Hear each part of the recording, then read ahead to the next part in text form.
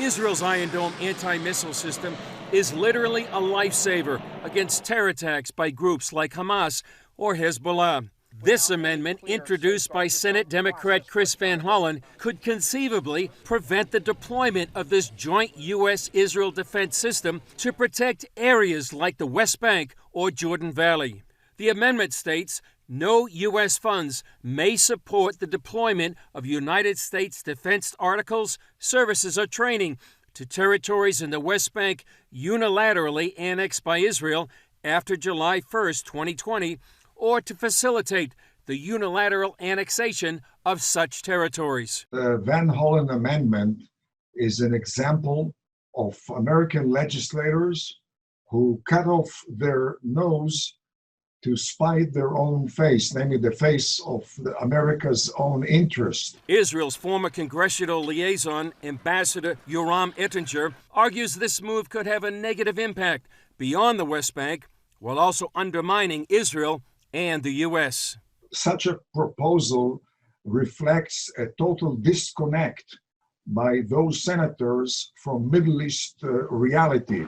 When Israel and Jordan concluded a peace treaty in October of 1994, the top Jordanian military commanders, they told the Israeli colleagues a Palestinian state west of the Jordan River would doom the pro-American Hashemite regime east of the Jordan River.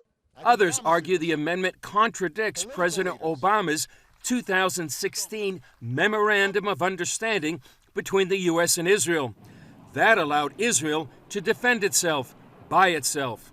Israeli Prime Minister Benjamin Netanyahu had hoped to announce annexation of 30% of Judea and Samaria, the West Bank, on July 1st. But a combination of White House indecision and a rebound of COVID-19 has delayed that decision. Annexation is a proposal opposed by senators like Bernie Sanders and Elizabeth Warren. Those American senators would do well for their own American interests. Israel in the West Bank has become a very potent element of deterrence in face of Iran's ayatollahs. Ettinger doesn't view the Van Hollen Amendment as an anomaly. On the contrary, he sees it as more evidence of an ideological shift in America.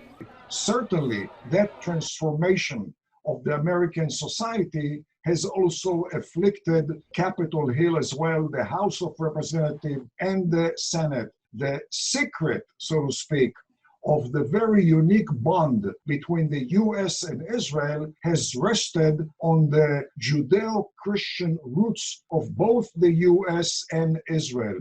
A departure from judeo-christian roots, a departure by America from those roots would also mean a departure from very special U.S.-Israel relations, which would not bode well for either the U.S. or Israel. Chris Mitchell, CBN News, Jerusalem.